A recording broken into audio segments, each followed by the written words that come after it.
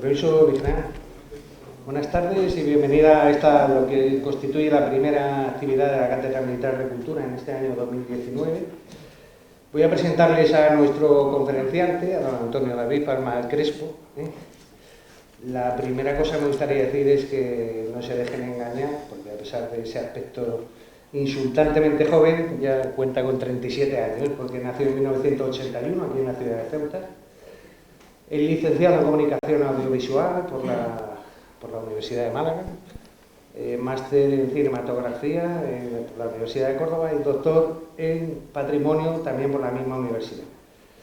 Precisamente su trabajo de doctorado, su tesis, la Guerra de África de 1859-60 en imágenes, que fue calificada con sobresaliente cum laude, pues constituye el eje de esta conferencia y de su libro. El doctor Palma ha realizado una estancia internacional en la Pontificia Universidad Javierana en Cali, en Santiago de Cali, en Colombia, donde realizó su labor docente y además colaboró con las otras dos universidades de la ciudad, ¿no? la Universidad Autónoma y la Universidad ICESI. De su extenso currículum yo voy a destacar relativo a sus publicaciones, las que están relacionadas con esta conferencia. La Guerra de África 1859-60, mostrada por el arte, Ciudad, Guerra y Fotografía, Ceuta y Tetuán, Enrique Facio y el nacimiento de la fotografía de guerra en España, y por supuesto Imágenes y Crónicas de la Guerra de África 1859-1860, este libro que en su día publicó o editó la Consejería de Cultura a través del Archivo General de Ceuta, ¿no? De la ciudad, ¿no? Y que prologó el actual consejero de Cultura, don Javier Cedeño. También me gustaría destacar algunas de las conferencias que ha impartido, ¿no? Esta misma conferencia, la Guerra de África 1859-60, en imágenes, aunque aquí tengo que hacer una pequeña matización, aunque es la misma conferencia, pues el ponente siempre introduce pues elementos que hacen que la conferencia, pues si no inédita, para sus seguidores, pues siempre resulta atrayente. Otras conferencias, pues tipología de secuencia de David Lynch, la guerra representada, o cómo reconstruir un conflicto del siglo XIX mediante imágenes.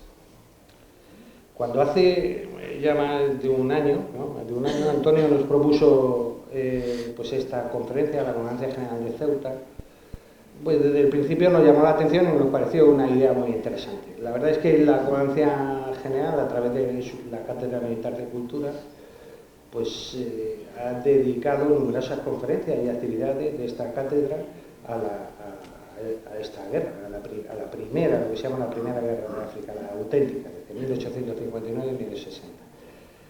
Entre otras cosas porque este conflicto, que nació, como saben, como lo que hoy llamaríamos un incidente fronterizo, y que, bien llevado por la monarquía isaurina y el entonces presidente de gobierno, el general O'Donnell, pues al final fue una guerra corta, muy apoyada por la población española en su momento, y de una importancia crucial para Ceuta, porque del resultado de aquella contienda, de aquel conflicto, pues son los límites actuales de la ciudad de Ceuta.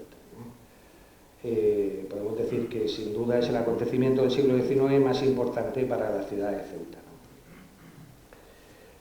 De hecho, la comandancia no solo ha dedicado actividades de la cátedra, sino que incluso, ahora que veo al director de la Universidad de Distancia, de las conferencias de las jornadas de geopolítica que la comandancia desarrolla en colaboración con la Universidad de Distancia de aquí de Ceuta, dedicó unas jornadas monográficas a este conflicto, a la Primera Guerra de África. Jornadas que además supusieron pues un éxito de asistencia y de hecho marcaron el récord hasta ahora de asistentes de esas jornadas, ¿no?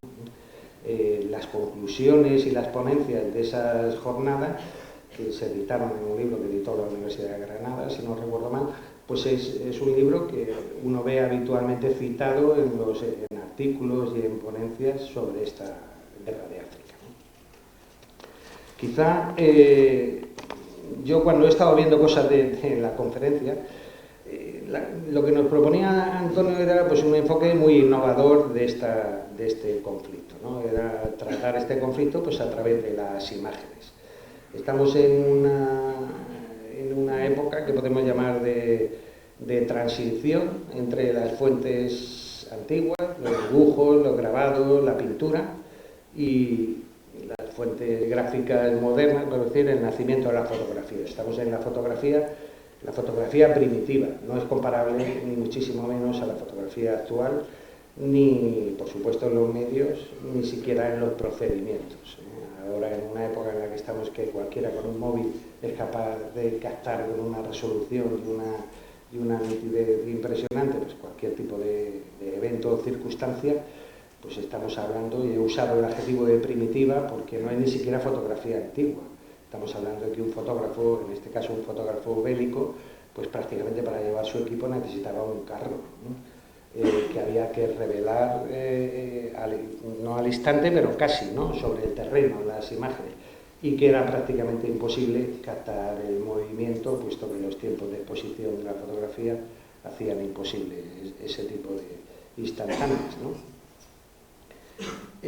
Esta es una de las primeras guerras, la guerra de África, de la que se cuenta con imágenes fotográficas, ¿no? La primera fue la guerra de Estados Unidos con México, y casi coexistiendo con esta, empezó un poco antes, la guerra de Crimea. Son las tres primeras guerras con las que se cuentan imágenes fotográficas, ¿no? Quizá lo más interesante de esto no es tanto que se cuente con imágenes, sino que es una época en la que coexisten ambas fuentes, las fuentes antiguas, las ilustraciones, los dibujos, los grabados, las pinturas, con su riqueza, que también las tiene, porque claro, los dibujos o los grabados es como el Photoshop de ahora. Uno podía poner una imagen fija y ahí yo introducía los elementos que a mí me interesaba destacar, cosa que la fotografía no puede hacer porque capta el momento tal como es, ¿no? Pues esa coexistencia entre esos procedimientos pues es lo que hace interesante quizá este conflicto desde el punto de vista de tus estudios, ¿no? Lo que hace el doctor Palma pues es centrarse en 4 autores, las ilustraciones de José Vallejo, el malagueño José Vallejo, quizá como fuente principal, quizá diría yo, ¿no?, el diario de un testigo de la guerra de África, de Pedro Antonio Alarcón, con sus imágenes también, las pinturas del catalán Fortuny y quizá lo más interesante, las fotografías primitivas de Facio, ¿no?, de Enrique Facio. Lo que hace el autor es coge lo más destacado de estas obras, las pone en orden cronológico y nos lleva a este conflicto, a contarnos este conflicto en imágenes, de una forma que yo creo que va a ser muy interesante para todos, que es un poco lo que hace en el libro y que aquí nos va a contar en imágenes. Para los ceutís es quizá especialmente atractivo, ¿no? Porque, claro, los que han nacido o vivimos aquí en Ceuta, pues claro, las imágenes que vemos pues son del Serrallo, o de Península de Mina, o del Monte Hacho, o de Río Martí, o la primera fotografía de Ceuta, o la primera fotografía de Tetuán. Y para los que somos militares, pues también pues equipamientos, fortificaciones, uniformes, personajes de la guerra. Es decir, creo que van a disfrutar de esta conferencia, como yo he disfrutado leyendo tu libro, y sin más les dejo con nuestro ponente. Muchas gracias.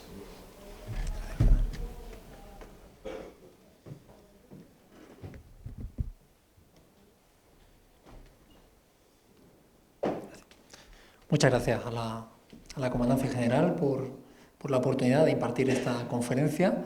Muchas gracias al coronel por sus palabras y muchas gracias a todos los asistentes a esta conferencia. Espero que les guste. Bueno, vamos a comenzar rápido para ver muchísimas imágenes. Tenemos que ver muchas imágenes. El título de la conferencia ya lo describe, ¿no? Vamos a ver la guerra de África en imágenes. Se ha hablado mucho y muy bien de la guerra de África, pero yo me voy a limitar a lo visual, ¿no? Y vamos a ver, primero les voy a contar los orígenes, ¿no? Siempre es importante conocer los orígenes de todo. Y este trabajo comienza en un trabajo fin de máster que tengo que realizar en un máster de cine. Entonces yo decido realizar, ustedes saben que en una película hay un guión literario y un guión gráfico, ¿no? Una storyboard que se llama en inglés, ¿no? Entonces se lee el guión literario y en el guión gráfico se ve lo que se está contando. Entonces yo decidí, la primera guerra que participaba España y que disponíamos de imágenes era la guerra de África, fotografías, ¿no? Decidió plantear un guión literario con el diario de Alarcón, de José Antonio Alarcón, y un guión gráfico con ilustraciones, pinturas, dibujos y, lo más importante, fotografías.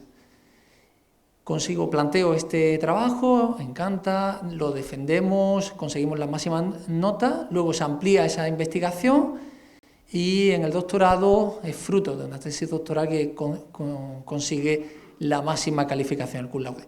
Luego llegaba el momento de pasar ese conocimiento académico a difundirlo, ¿no?, en la sociedad, y comencé una etapa de conferencias que comenzó aquí en Ceuta y que se trasladó hasta Colombia. Yo realicé una estancia internacional en Cali, en Santiago de Cali, y trasladé este conflicto. Aparte de situar Ceuta, que les interesaba mucho, les parecía muy exótico eso de una ciudad española en África, les interesaba mucho también. Yo lo que le quería transmitir, como vamos a intentar transmitir aquí también, es la importancia de contar con fuentes históricas de primera mano.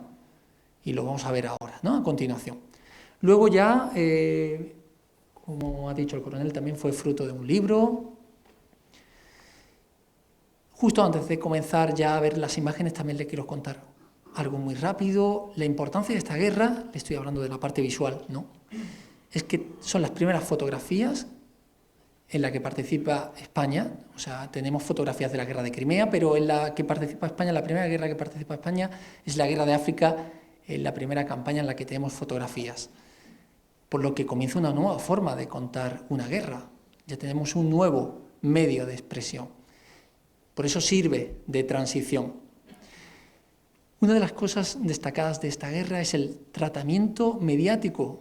Muchísimos medios de comunicación, tanto nacionales como internacionales.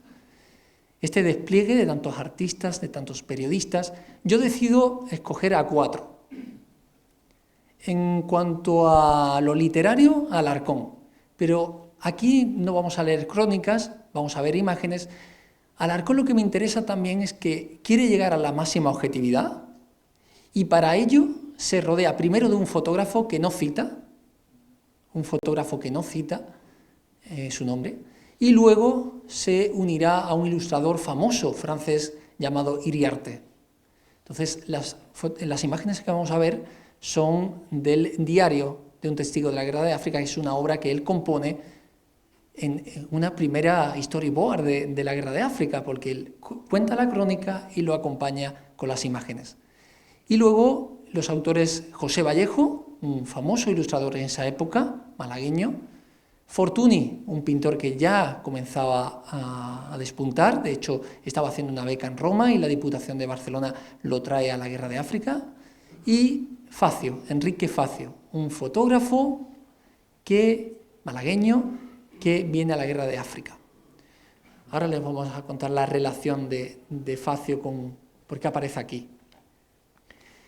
Comenzamos la guerra, digamos, vamos a comenzar con esta fecha, el 19 de noviembre de 1859, porque es importante esta fecha porque se produce la primera acción de guerra de esta guerra.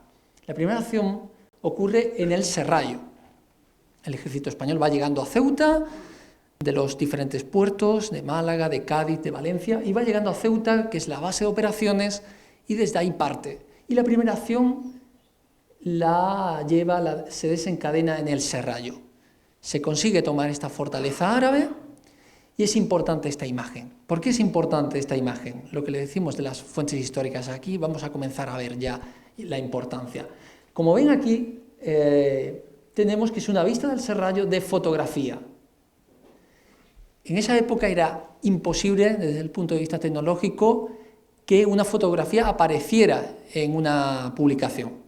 Entonces, el proceso era el siguiente. La fotografía llegaba al medio y el ilustrador pintaba esa fotografía. La pintaba. Bueno, entonces sabemos que la fuente de este dibujo, de esa ilustración, es una fotografía. Bueno, ahí se queda eso. Luego, en 1992, dos historiadores, curiosamente uno por Barcelona, Felguera, y otro por Málaga, que es Rivero, van al Archivo General de Palacio y se encuentran con una fotografía, que es esta. Una fotografía que aparece en el Archivo General de Palacio, en Madrid, y que pertenece a Enrique Facio. Estos dos autores tenían conocimiento de la Guerra de África, de la obra de Alarcón, y se encuentran este descubrimiento. Alarcón nunca citó al fotógrafo, pero gracias a esta fotografía sabemos que el fotógrafo que se llevó fue Facio. También lo que le voy a tratar también como de transmitir también muchas veces decimos una ilustración como fuente histórica, podemos dudar, ¿no?, de una ilustración. Quiero que vean la realidad con la que contaba una ilustración. Eran prácticamente fotografías, si se dan cuenta. La calidad de esta ilustración, estamos viendo que prácticamente es idéntica, ¿no? Entonces, por eso estas ilustraciones son tan importantes, ¿no? Entonces ya tenemos aquí la prueba de que Facio, por eso vamos a hablar ya de Facio como primer fotoperiodista español de guerra. Vamos a ver los diferentes puntos de vista que utilizan los autores. Hemos visto un punto de vista del fotógrafo, del ilustrador, y ahora vemos a Vallejo. Vallejo quiere otro punto de vista, del serrallo también, vemos cómo varía, y Fortuny elige otra. Fortuny es un romántico, lo que más le interesa es las murallas, lo exótico, ¿no? La muralla, el alminar del serrallo, lo que le interesa, aunque dejan aquí las tiendas de campaña del ejército español, ¿no? Ya estamos viendo diferentes tipos de representación de diferentes autores. Importante esta fecha para nosotros, el 11 de diciembre de 1859, puesto que desde Málaga parte el tercer cuerpo del ejército español. En este tercer cuerpo del ejército español, comandada por el general Ros de Olano, irá Alarcón acompaña al contingente español, Alarcón, Vallejo, Iriarte y Facio. Fortuny llegará más tarde, llegará en febrero y llegará a Río Martín. Entonces tenemos ya a todos nuestros protagonistas ya partiendo desde Málaga, desde el puerto de Málaga, y al día siguiente llegan a Ceuta. Estamos viendo las primeras fotografías de Ceuta. Brillante esta composición que Facio quiere recoger en dos, y las dos juntas forman una panorámica de la ciudad. Una panorámica de la ciudad que contextualiza también el conflicto, porque estamos viendo aquí los barcos de guerra, están fondeados. Él se dispone prácticamente desde lo que ahora es la residencia del comandante general, porque ahí sucedió el incidente, ¿no?, que desembocó en la guerra. Vemos las murallas, vemos la ciudad, vemos la fortaleza y lo que nos interesa, digamos, porque estamos en tiempo de guerra, los barcos. Esta importancia, ¿no?, de la primera fotografía de Ceuta. El ejército va llegando y se va acampando, tanto en Ceuta como ya va avanzando, puesto ya el serrallo ya se ha conquistado, entonces ya va acampando fuera de la ciudad.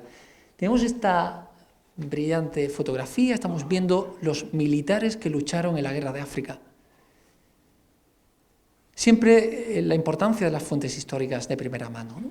Siempre el lector no puede ser inocente, siempre el artista va a tener un tratamiento subjetivo, evidentemente. Solamente en el hecho de que tenemos que enfocar, tenemos que elegir un punto de vista, ya estamos siendo subjetivos, ¿no?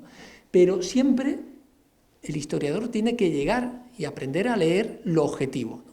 Y en este caso estamos viendo el objetivo, que estamos viendo la uniformidad. Nos está dando datos muy importantes de la uniformidad del ejército español de esa época, de las armas, y de la composición. Una composición que no es inocente, como vemos. El único que se diferencia, todos visten de poncho, con esclavina, el único que se diferencia de esta composición es un militar que tenemos aquí, que lleva levita. Estamos aquí ante un general del ejército español. Levita, la leopoldina, que era más corta que el ros, lo tenemos aquí. Pero justo al lado tenemos, hablábamos de la composición, a un militar perteneciente, a un oficial perteneciente al cuerpo eclesiástico, esta vez con su Biblia aquí abierta. La máxima autoridad militar con la máxima autoridad espiritual, digamos, ¿no? Por eso nunca se deja la composición, digamos, fuera, siempre hay un sentido, ¿no? Seguimos viendo fotografías de militares y ahora les hago una pregunta. ¿Todos los que aparecen en la fotografía son militares? Aunque la pregunta está mal formulada voluntariamente. Todos los que aparecen, vamos a concretar, vamos a afinar más la pregunta, ¿todos los que aparecen en esta fotografía son hombres? Tenemos una mujer y la tenemos aquí, andando, no está posando, por eso sale difuminada esta parte, ¿no? Les decía porque lo de militares, porque la cantinera, que era esta mujer que está aquí, una cantinera, formaba parte del ejército español. Y se atrevían y de hecho tienen acciones en las que luchaban, llevaban el agua, curaban a los heridos y se jugaban la vida. De hecho hay cantineras que recibieron medallas por sus acciones de guerra. Entonces tenemos aquí a una cantinera, vemos hasta la uniformidad que llevaba y los utensilios que llevaban. Entonces volvemos a la importancia, ¿no?, de saber cuál era el uniforme de las cantineras. De nuevo, la última imagen que vamos a ver de militares de esta guerra, así, digamos, de plano solamente que aparecen ellos. Estamos viendo esta también, que también hay una mujer, la vemos aquí, aparece ahí. También estamos viendo aquí a un general. Avanzamos. El primer día de 1960 ocurre la primera batalla importante de esta guerra, es la batalla de los Castillejos. Hay una acción destacada en esta guerra, en esta batalla, que lleva a Prim a nombrarlo como héroe. Se valora todo el valor de todos los militares, pero Prim es uno de los protagonistas de esta batalla.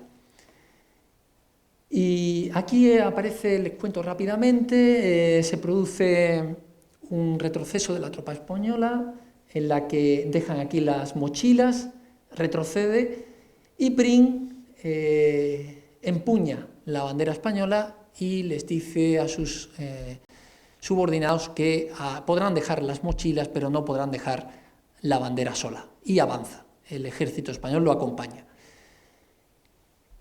Decimos que toda composición no está dejada, digamos, tiene siempre un objetivo, ¿no? En esta composición de Prim, no sé si les recuerda a alguien, no sé si les recuerda alguna composición que hayan visto, ¿no? Les sitúo, esta es una representación del patrón de España, de Santiago. Vean la similitud, ¿no?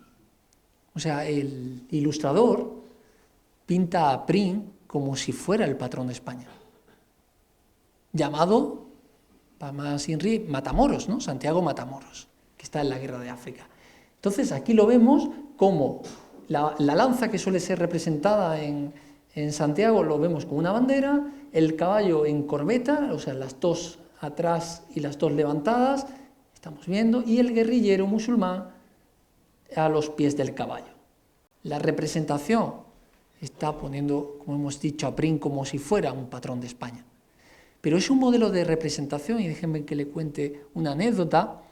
En mi estancia en Colombia, paseando por la Plaza Caicedo de Cali, de Santiago de Cali precisamente, ahí está la catedral de Cali.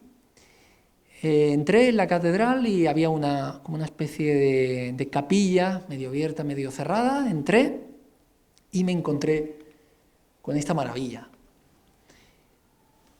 Es de 1559 y representa a Sebastián de Belalcázar, que fue el que fundó la ciudad de Cali, un 25 de julio de 1536, es decir, un día de Santiago, y la representación del conquistador de Belalcázar, igual, marcando, esta es la bandera de Cali actual, y el guerrillero debajo de las patas del caballo. Estamos hablando entonces que la representación que entendían aquí en España de que se asemejaba al patrón de España, también en América iban a conocer esta simbología de esta acción. Aquí vamos a hablar de los modelos de representación ya, digamos, a nivel mundial, ¿no? Una representación que todo el mundo entendía. Vemos cómo representan esta batalla. Aquí, en este caso, Vallejo toma un plano general. Quiere tomar un plano general para que se muestre la batalla. Pero también ocurre otro episodio importante en esta batalla, que es la captura de una bandera enemiga. La realiza al cabo Moore, y aquí estamos viendo otra vez la representación del caballo con el guerrillero musulmán.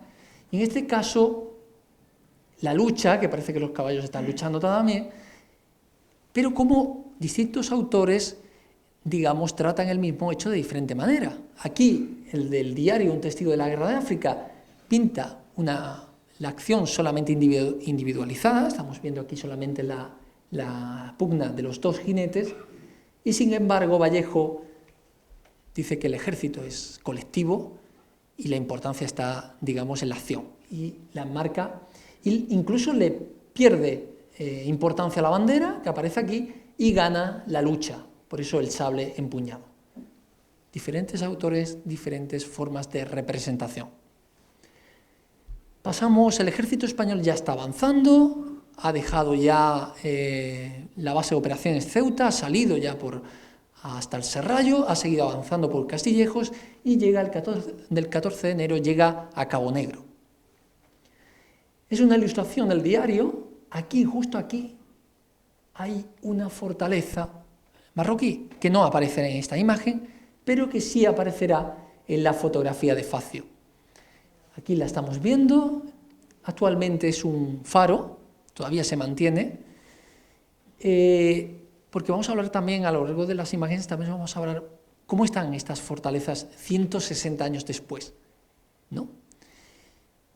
Pues ahí tenemos una imagen. Me quise poner más o menos, digamos, en el plano de Facio, no pudimos porque hay destinada una sección del ejército marroquí, entonces por seguridad no me dejaban hacer la foto como yo realmente quería. Entonces estamos viendo cómo la fortaleza sigue conservándose. Vean la ventana, las ventanas, los arcos, que aquí se difuminan, y claro, evidentemente ya se ha hecho más funcional, ¿no? Ya han hecho una puerta de entrada y no antes que se accedía por escalinata a la fortaleza. Esta se sigue conservando, como ven ahí, esta fortaleza. Seguimos avanzando con el ejército español. Ya llegamos a lo que conocemos hoy como Río Martín, y se conquista este fuerte Martín. Aquí aparece la ilustración del diario. Aquí aparece una fotografía del Alarcón, de Facio. Estamos viendo cómo posa el ejército español aquí y la fortaleza tomada al enemigo. Aquí se supone que está la bandera española, pero todavía la fotografía no captaba el movimiento, y por eso como que no, para impregnar el soporte fotográfico todavía era imposible, ¿no? Bueno, pues ahí la tienen, 160 años, se sigue conservando igual. Vemos los dos arcos, los cuatro, hasta las oberturas que tenemos por aquí, se siguen conservando, ¿no? 3 de febrero. Importante esta fecha para nosotros porque aquí llegan los voluntarios catalanes. Digo importante porque Fortuny llega a la Guerra de África porque la Diputación de Barcelona quiere que pinte y dibuje las acciones de los voluntarios catalanes. Entonces, gracias a que vienen los voluntarios, viene Fortuny. Entonces, por eso, digamos, esta imagen, y por eso, y Prim es el que se encarga de recibirlos. Prim es de Reus también. Bueno, pues ahí tenemos la ilustración de Fortuny, que les llama mucho la atención esta uniformidad, ¿no?, de los voluntarios catalanes, sin dejar la composición. Aquí vemos la alcazaba de Tetuán. Estamos viendo un voluntario catalán, pero siempre con el contexto de la guerra. Seguimos avanzando. 4 de febrero, otro día decisivo, tenemos la batalla de Tetuán, una batalla muy importante en la que el triunfo español acercó al ejército a la ciudad amurallada. Aquí vemos una toma general para situar el combate. Aquí Vallejo como que hace un zoom y quiere, digamos, un detalle, y en este detalle estamos viendo el asalto del ejército español a un campamento marroquí. Describe hasta la lucha cuerpo a cuerpo, como estamos viendo aquí a un soldado con la bayoneta, un guerrillero marroquí que apunta con la espingarda. Estamos viendo heridos aquí. Llegamos a esta pintura, una maravilla de pintura de Fortuny, un cuadro impresionante expuesto en el Museo Nacional de Arte de Cataluña, que es inmenso, es larguísimo. Podríamos hablar de composición muchísimo de este cuadro. Solamente les doy un detalle. Cómo sitúa aquí a O'Donnell, aquí a Sugrañes, que es el jefe de los voluntarios catalanes, por eso la importancia de Fortuny de pintarlo, y aquí a Prim, también importante porque era de la tierra, era de Reus. Es una línea recta que une a los 3 militares, y aquí en primera línea deja al Mulí el Abbas, al jefe del bando marroquí. Entonces componen un triángulo inverso, como ven, es un triángulo inverso para llamar la atención del que está viendo el cuadro, aparte de implicarlo, porque los guerrilleros están huyendo para el espectador, ¿no? Como les digo, podemos hablar mucho de la composición, pero yo quiero que se fijen en un detalle. Estamos viendo aquí Cabo Negro, esto es Cabo Negro, aquí estaría la fortaleza que le hemos hablado, aquí. Esto es la Torre Yeleli. Alarcón nos describe la fortaleza y también nos dice que a sus pies está el campamento marroquí. Esta imagen confirma las palabras de Alarcón. ¿Por qué es importante aquí la Torre Yeleli? Aparece en la ilustración, la estamos viendo aquí, pero es más importante saber sobre la Torre Yeleli por esta imagen. Esta imagen se titula Trinchera tomada a los moros el 4 de febrero. No vemos ahí nada que nos haga pensar que es una trinchera. Ojo, en un escenario de combate la fotografía asustaba. Estaba recién nacida, la gente que se hacía una fotografía, un retrato, se asustaba al verse, porque era muy real. Entonces, claro, era muy delicado sacar la violencia, o sea, sacar un muerto era impensable en ese momento. Luego, unos años después, ya aparecerá la fotografía. Entonces, Facio sitúa ahí, digamos, este escenario de la batalla, lo sitúa ahí. No tenemos ninguna pista que podamos decir, sí, fue una trinchera, fue un escenario de guerra. Pero importante, aparece aquí la Torre Yeleli. Y la importancia de esta fotografía, porque, bueno, les digo antes, esta es una fotografía de Fenton de la guerra de Crimea antes. O sea, el antecedente de Alarcón, de Facio, también situaba el escenario de guerra sin ninguna muerte, sin ninguna violencia. Solamente Fenton sí nos deja la pista de las bolas de cañón que ven por aquí, que nos traduce, nos transmiten de que el combate fue duro, ¿no? Volvemos atrás. La fotografía es importante porque fíjense lo que queda, por desgracia, de la Torre Yeleli. Eso es lo que queda de esta fortaleza. Entonces, la anterior fotografía es la única fotografía que podemos contar de la Torre Yeleli ya, el único recuerdo, ¿no? Pero me interesan estos restos de la Torre Yeleli porque desde esta torre se ve Tetuán así, de esta manera, ¿no? Tetuán, ¿saben? Digamos, la Tetuán de ese año es esta, todo esto ha crecido. Este es el monte Dersa y este es el Gorges. La ciudad está entre las dos cordilleras. Bueno, esta es la toma que se tiene de Tetuán desde la Torre Yeleli Y esta es la fotografía que realizó Facio de Tetuán, la primera fotografía de Tetuán. Vemos el Dersa, el Gorges y la ciudad, ¿no? En esta extensión, evidentemente, no es ciudad nueva, ¿no? Es ciudad que ha crecido, ¿no? Es que también Fortuny se pone en el mismo lado que Facio, con la excepción que, como le decimos, como es un romántico, lo que le interesa también es la alcazaba, que es la que vemos aquí, y en la fotografía no la vemos, la alcazaba de Tetuán y la mezquita grande que ha salido en la fotografía. Bueno, les traigo también esta imagen porque me parece muy, muy bella, de Fortuny. Él le interesa contraponer el campamento español con las murallas de la ciudad, ¿no? Igualmente el entorno geográfico es importante, ¿no? Tetuán está situada, como les digo, entre el Dersa y el Gorges.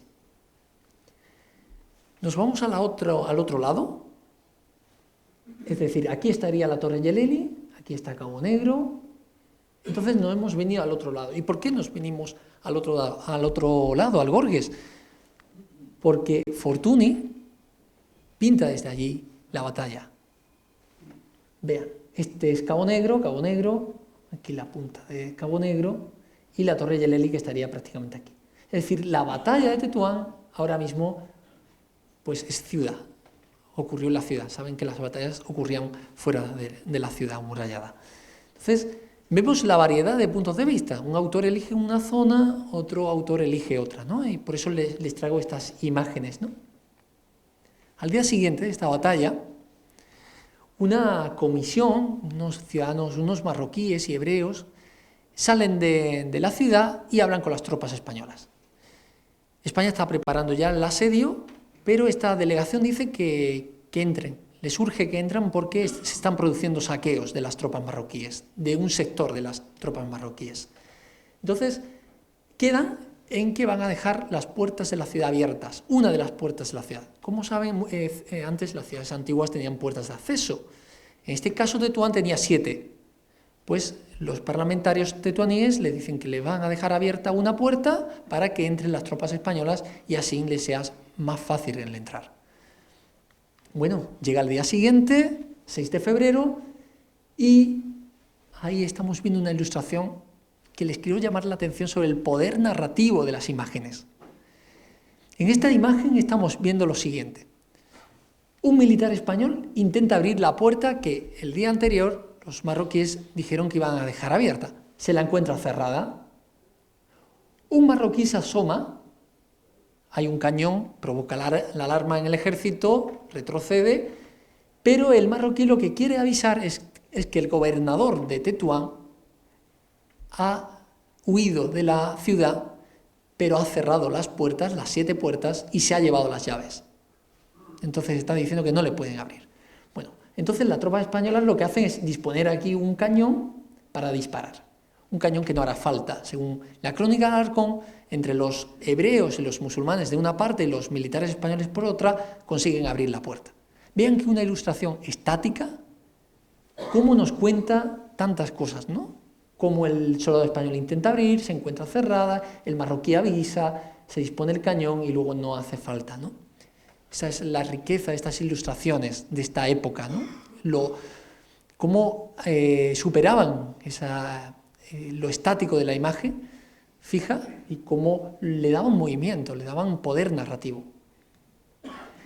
Esta era una de las puertas de acceso a la ciudad. Los españoles la bautizaron con nombres, en este caso la Puerta de la Reina, y les traigo esta imagen importante para ver la comparativa, como le hemos dicho, 160 años después. Esta es una de las puertas de acceso ya, evidentemente, ya la ciudad ha crecido, ¿no? Vean cómo la puerta sigue igual, la entrada es esta, con las 2 alturas, este tramo de muralla, que la tenemos aquí, y este que lo tenemos aquí, ¿no? Como la magia, ¿no? de cómo se han soportado el paso de los años la fortaleza, ¿no? Seguimos avanzando, tenemos ya a todos nuestros artistas dentro de la ciudad y por eso Facio ya comienza a hacer fotografías más cercanas. Aquí estamos viendo una fotografía muy bella de Tetuán hablando de composición, escoge las dos mezquitas como márgenes de la composición.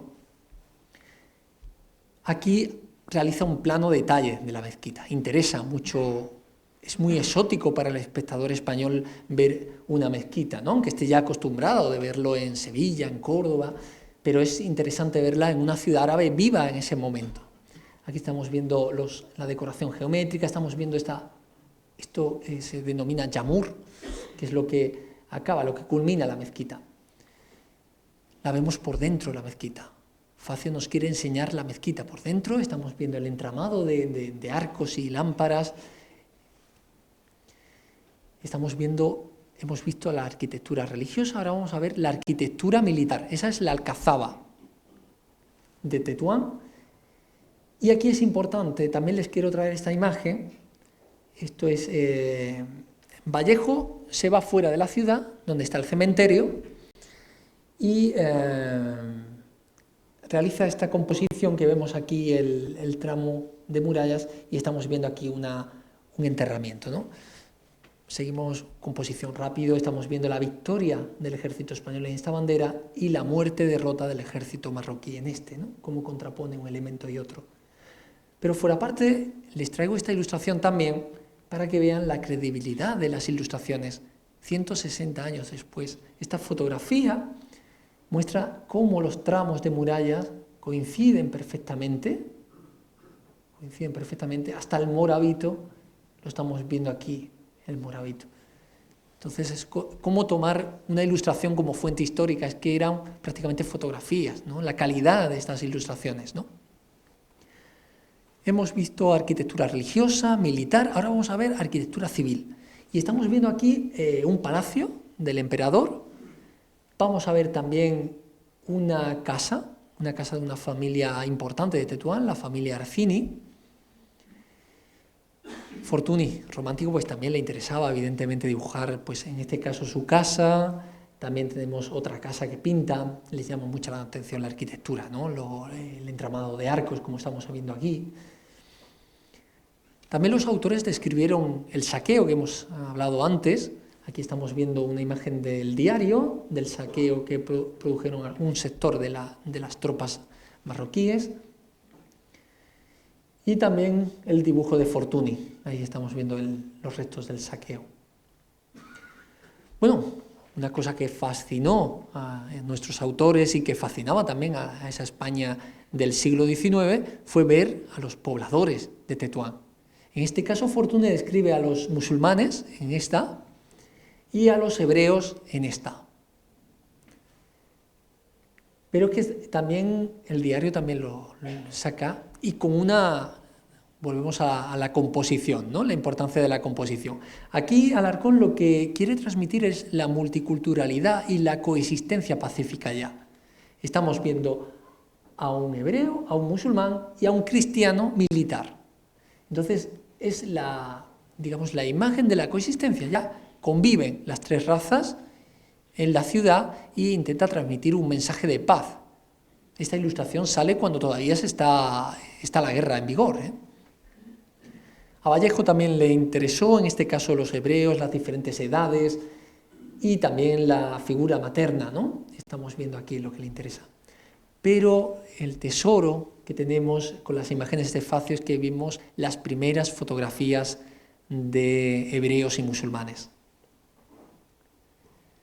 Aquí es una familia hebrea. También si les hablamos de composición como esta triangular, ¿no? Una composición triangular para llamar la atención del espectador.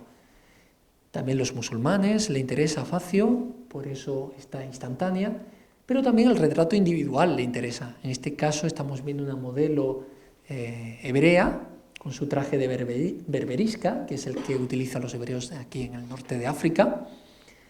El taburete no lo consiguió tapar aquí Facio, cuida toda la composición, pero aquí se le escapa el taburete. Y vemos una fotografía de una modelo que posa, ¿no? Para la instantánea, y sabemos hasta el nombre, ¿no? La mora Játima.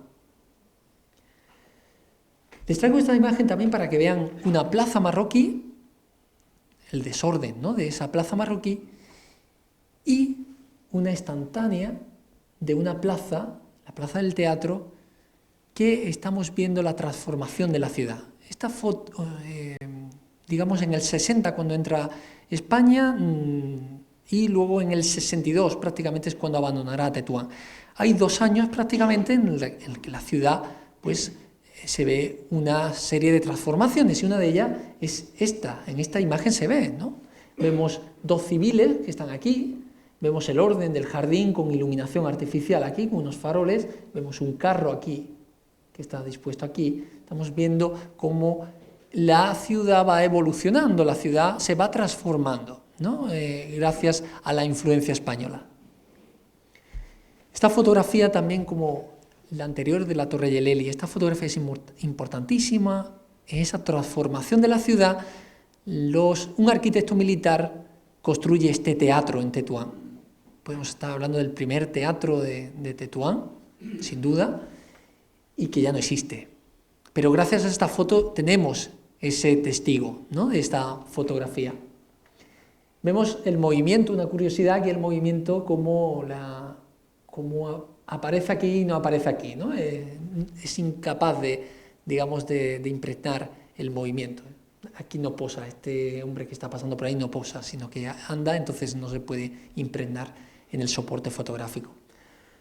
Continuamos, 12 de febrero, importantísima esta fecha, pero desde el punto de vista simbólico. ¿Por qué? Porque se oficia la primera misa en Tetuán. La importancia de lo simbólico, de una misa en una ciudad musulmana, Facio lo sabe, y por eso, en un primer término, deja las tropas españolas formadas, pero también quiere dejar la ciudad, que no haya dudas. Es la primera misa en Tetuán. Es una de las fotos que más me impresiona, ¿no? Está totalmente la composición, él escoge una altura para que se vea todo, ¿no? Se vea tanto al ejército como a la ciudad. Seguimos avanzando, 23 de febrero, una fecha en la que O'Donnell y Muley el Abbas, es decir, los 2 mandatarios enfrentados, se reúnen por primera vez. Por eso es tan importante esta fecha. Se reúnen los 2, aunque luego el resultado no será definitivo, es decir, no firman la paz, continúa la guerra, pero importante. Cómo cada autor pues, describe la conferencia de formas diferentes. Aquí estamos viendo la del diario, aquí estamos viendo la de Fortuny, siempre coinciden en que la escolta de los ambos bandos quedan aquí juntos, ¿no? Y la conferencia la dejan aquí, ¿no? En un segundo término. Incluso Vallejo trata de decir de que las escoltas están como hablando, ¿no?, entre ellos, como un clima de paz ya, intentar trasladar ese clima, ¿no? Ellos hablan aquí, los mandatarios hablan aquí y las escoltas de ambos mandatarios hablan aquí. Bueno, les voy a hablar de otra anécdota que me ocurrió y que es importante también, y ya definitivamente para que me digan que las ilustraciones son muy importantes, en estas ilustraciones. Resulta que en mi investigación de doctorado en Madrid fui a la Real Academia de la Historia con el objetivo de conseguir documentación, pero pensaba que no, que visual no iba a conseguir nada, iba a conseguir documentación, pero no visual. Pues fue mi sorpresa que hay una documentación muy rica de la Guerra de África, hay muchos telegramas, muchos partes. Entre un parte que escribe un oficial que fue a esta conferencia, un oficial escribió todo lo que ocurrió en esa conferencia. Bueno, pues en este parte había un documento que estaba muy bien doblado, que yo desdoblé y me encontré con esta maravilla. Esto es un croquis importante de Iriarte, el ilustrador que eligió Alarcón para Diario un testigo de la Guerra de África. Importante, ¿por qué? Es decir, el militar, como se hace actualmente, un informe policial, se detalla y luego se adjunta las fotografías, ¿no? Pues este militar describe todo lo que se trató en esa conferencia y como adjunto, no tenía fotografía evidentemente, pero sí tenía este croquis. Y él lo adjunta como una prueba a su Estado Mayor allí en Madrid. Entonces, para que vean la importancia de las ilustraciones en esa época y vean cómo es muy similar a las que hemos visto anteriormente.